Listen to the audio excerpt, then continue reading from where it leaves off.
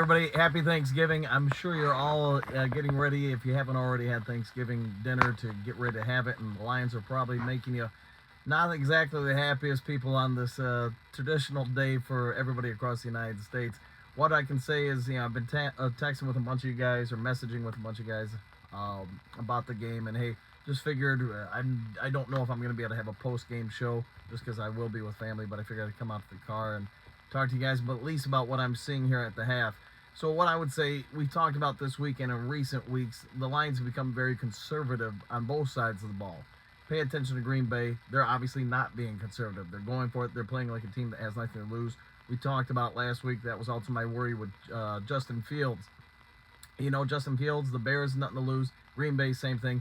Detroit, in my opinion, is struggling.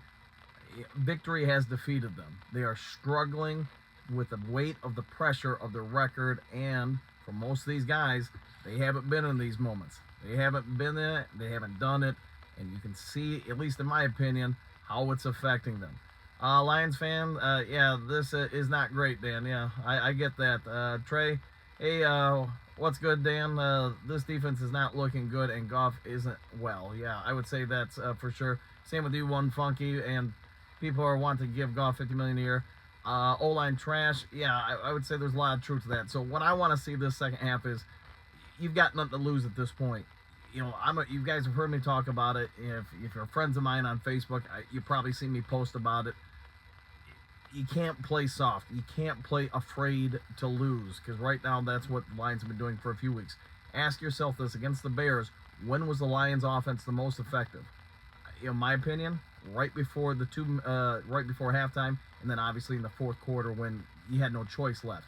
And that's what we're seeing out of the Detroit Lions offense in recent weeks, is that they're playing incredibly conservative. That's also a part of the defense, incredibly conservative, and we're beating a dead horse here when we say that we just cannot generate pass rush pressure on quarterbacks. This is no different this week.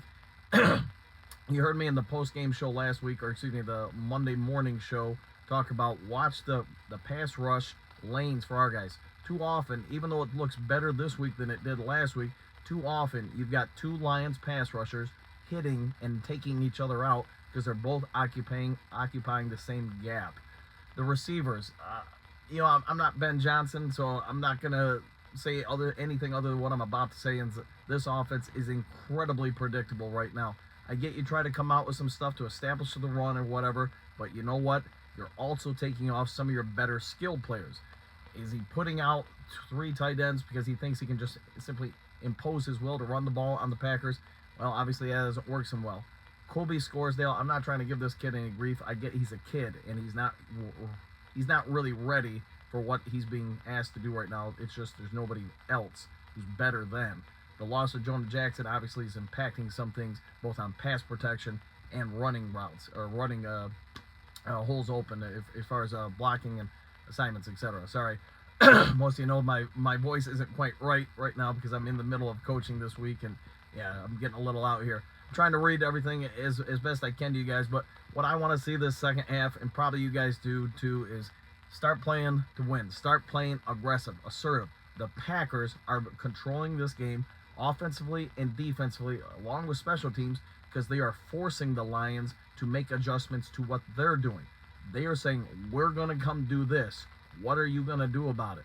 And again, if you're friends on mine of social media, you see me comment on that it's just my nature as a coach.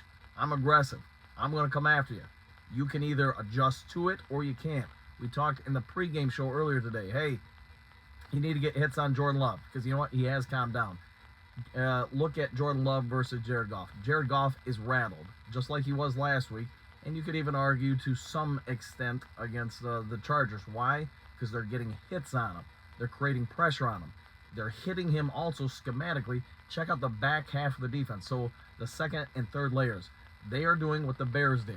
They are causing him to guess what's happening. They're causing a half second of delay from his brain for him reading what's going on. And that half second is giving the pass rush opportunities to get home. Detroit Lions, in an incredibly vanilla defense, Jordan Love is making that read just like Herbert and Justin Fields before the snap, so they know where to go. And Detroit's defense is not giving any pause. And so what does that mean? When they read the pre-snap reads, the reads are correct. He knows where to go. There's nothing we're doing from a defensive schematic standpoint to say where you think you're reading something, but we're actually giving you something else. And that's what I mean by a vanilla defense. The NFL quarterbacks are just too damn good for that kind of stuff. Maybe you get away with it earlier in the season, but once you start getting to the middle point or now the second half of the season, it's just you've gotten too many reps. They've gotten too many answers. They're getting too comfortable. And Jordan Love has become incredibly comfortable, just like Justin Fields, until pressure on Justin Fields at the end of the game, both from the situation of the game and Hutchinson got a win. So I might have an opportunity to get a post-game show out here for you guys. I'm sorry I'm not able to read all the comments. I'm on my phone. You guys probably get that. Just trying to offer some thoughts. But what we need to see, in my opinion, is the offensive line has got to block in, not out. So I'm trying to do this while holding the phone. You need to see the center and the two guards around the center block inwards, along with probably the tackles, because you're going to have to make quick reads on what you're doing to get rid of the ball. You can't just sit back there for 3-4 seconds, because the Packers are generating heat, either in single pass pressure or with delayed blitzes. And you know what? Jared Goff is rattled right now. So I hope you all have a good Turkey Day. I'll try to hop on if I can after the game, but if we're in the middle of dinner, hopefully you guys understand I won't be able to do it. All right, take care. If I can get on afterwards, I will. Otherwise, enjoy your day. Go Lions in the second half. We'll see you on the next Lions Talk Live. See you guys.